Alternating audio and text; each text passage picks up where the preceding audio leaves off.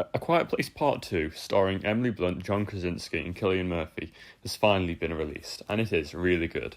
After the initial flashback scene, the film continues from where the last one left off, and while there are some unresolved issues, such as the swarms of monsters that were seen on the camera, that they don't seem to encounter, the film continues to play out and is good.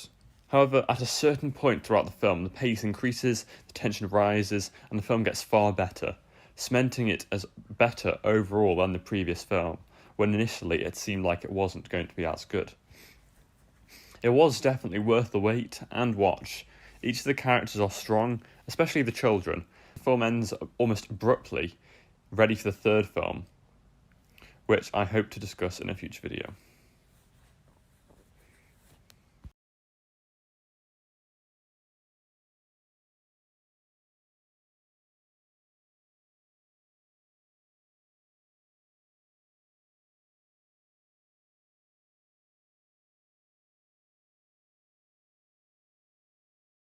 If you haven't already, feel free to like, comment and subscribe with the notification bell turned on so that you can see all of my upcoming content and get notified for it.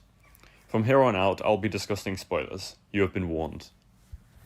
Cillian Murphy's character is one that perhaps in some ways seem unresolved. This isn't really an issue, as he shows clear development in the film. However, I just hope that he gets a final resolved arc and final moment in the third film, whether that be at the end or somewhere, as the final moments of this film were for the children, each having similar parallel moments of killing one of the monsters each, using the high-frequency speakers.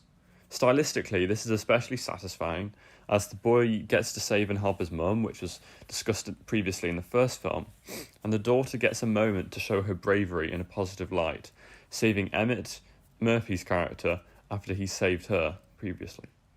However, Emmett still has great character development, helping the family and the daughter especially, as well as the other families in the village, which is something he had previously resented from doing. The boy's character had a great final moment, yet I feel as though it could have been more well earned, having extra moments to show his bravery and lead up to that point beforehand, so that him killing the monster felt slightly less abrupt, as he spends quite a bit of the film sitting in one of the bunkers, almost dying of oxygen loss. However, we do see him exploring and looking around, showing an increased sense of bravery than he had in the previous film. Emily Blunt's character is less in the spotlight here, as the spotlight is more on the children. However, this works well and she plays her role compellingly, and her character is still great.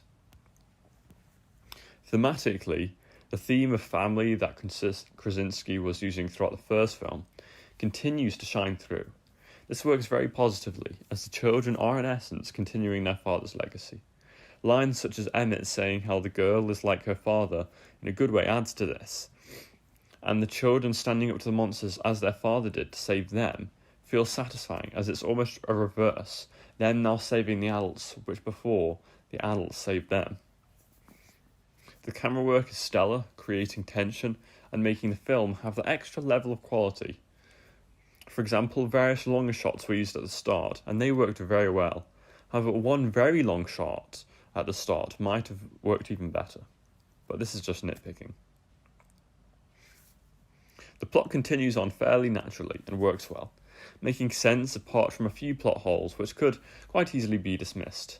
I feel as though the key idea of being quiet was slightly inconsistent, as although they gave various ways for why the characters could be louder, sometimes I questioned why there wasn't a monster arriving at the scene because they'd made a certain noise or they'd whispered, when in the previous film they'd barely whispered at all. All in all, this film was a blast, entertaining, tense and satisfying.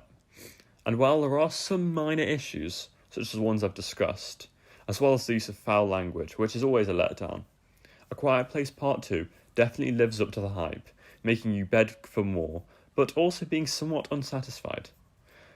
It currently has a 91% critic rating on Rotten Tomatoes, and I think that's definitely a fair score for the film. And I definitely recommend watching it, if you're old enough. If you enjoyed this video, click the like button. If you want to see more content, hit the subscribe and click the notification bell so that you get notified when I make more videos. Thanks.